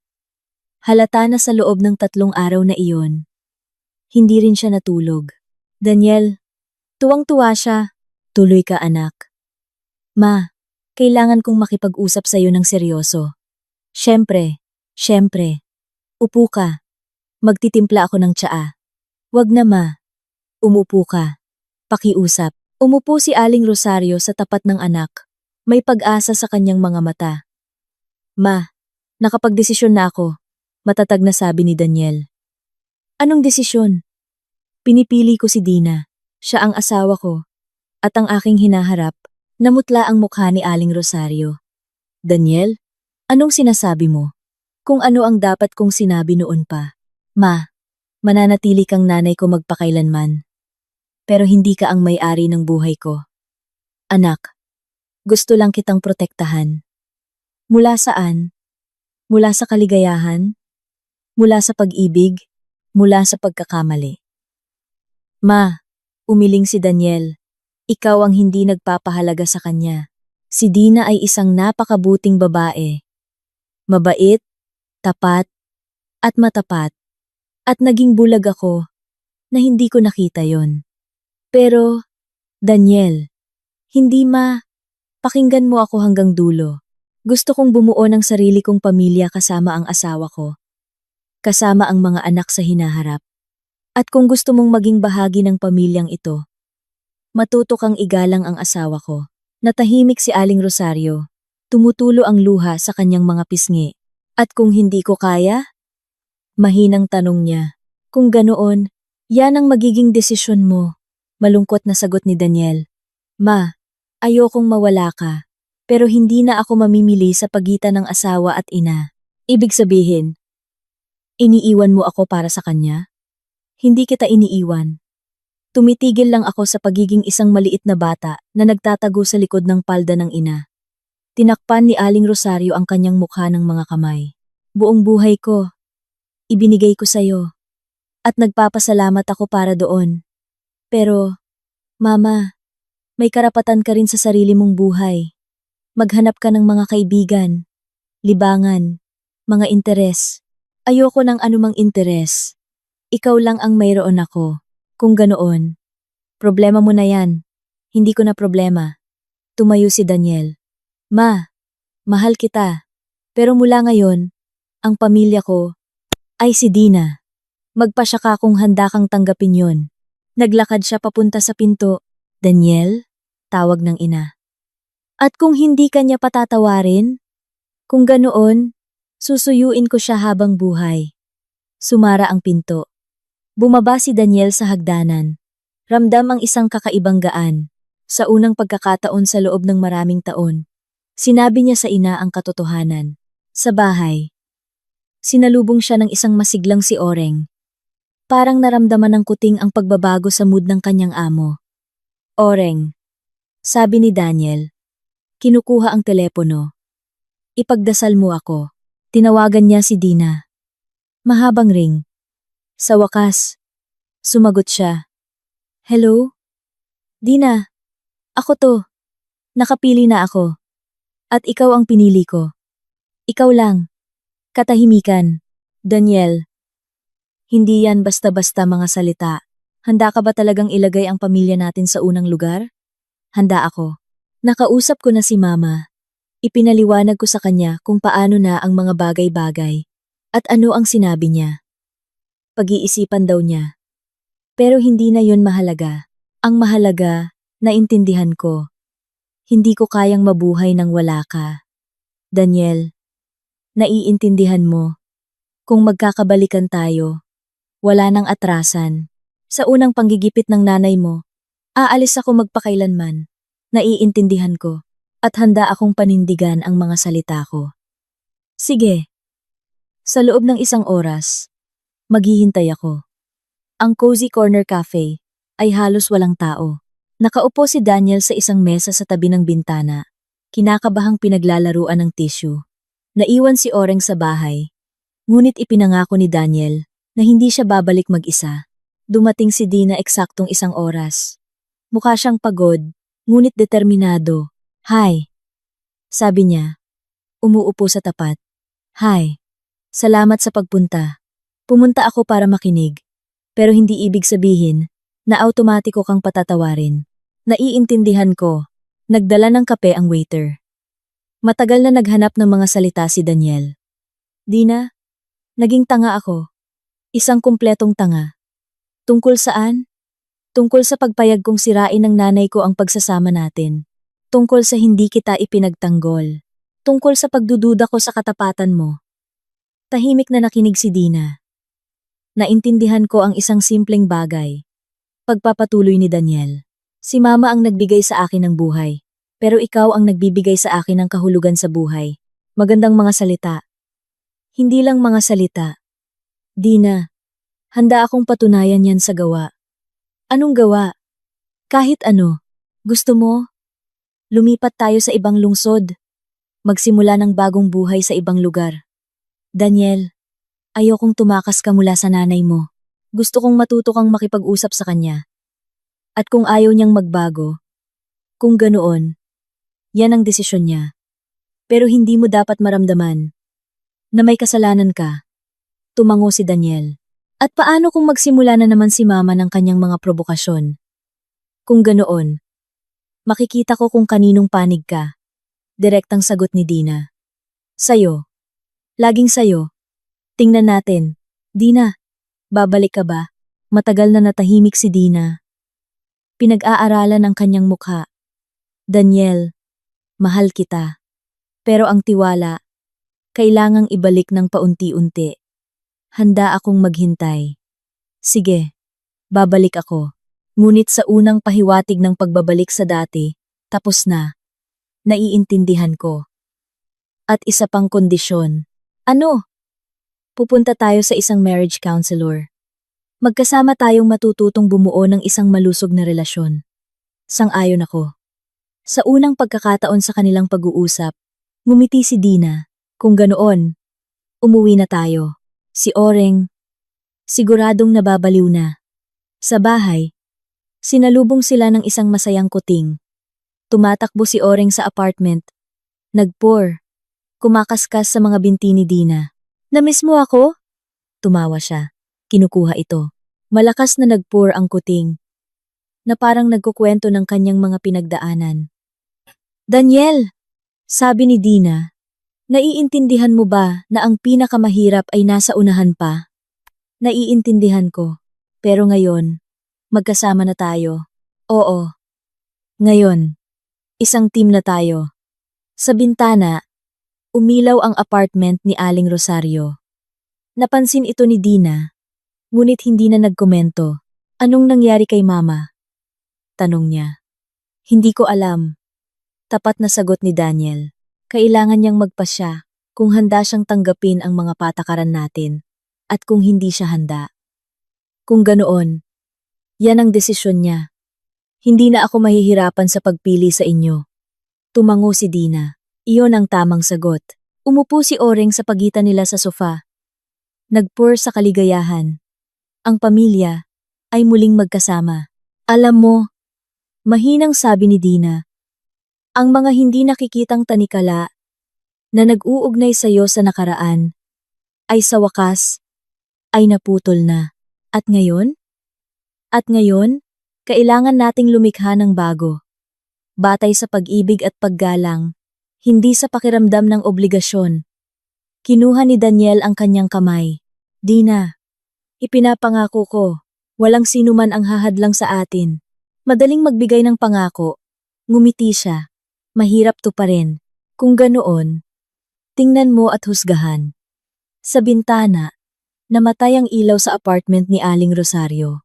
Sa isang lugar doon, isang babaeng nag-alay ng buong buhay sa kanyang anak ay gumagawa ng sarili niyang mahirap na desisyon. Ngunit dito, sa apartment na ito, isang batang pamilya ang nagsisimula ng isang bagong kabanata kasama ang isang kuting na sumisimbolo sa pag-asa, na may pag-unawa na ang pag-ibig ay nangangailangan ng pagsisikap at may matatag na desisyon na huwag hayaang sirain ng sinuman ang kanilang itinatayo ng magkasama. Ang mga hindi nakikitang tanikala ng nakaraan ay naputol na. Ang mga bago ay kailangan pang likhain.